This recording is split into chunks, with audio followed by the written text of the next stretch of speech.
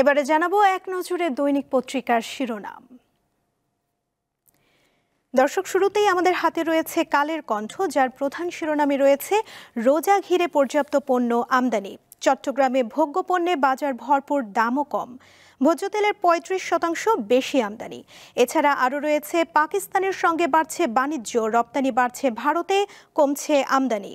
এছাড়া আরও রয়েছে প্রথম দিনে গ্রেপ্তার ১৩০৮ অপারেশন ডেভিল হান্টে।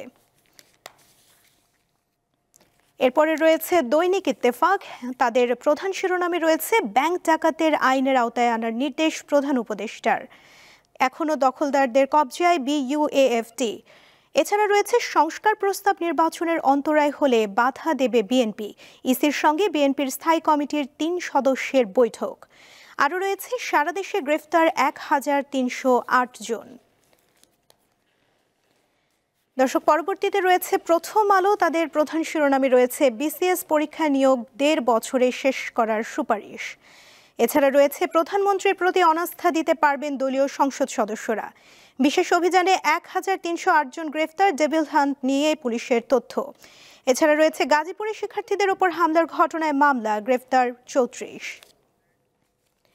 এছাড়া রয়েছে সমকাল, যাদের প্রধান শিরোনামে রয়েছে অভিযানে গেলে নাকাল উভয় সংকটে পুলিশ, ডেভিল হান্টে ২৪ ঘন্টায় গ্রেপ্তার ১৩০৮ জন।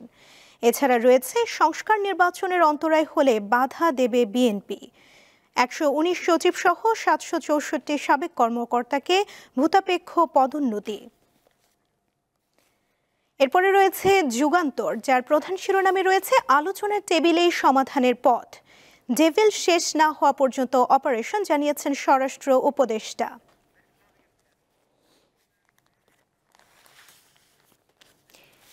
দেখে নিলাম আজকের দৈনিক পত্রিকার শিরোনামগুলো।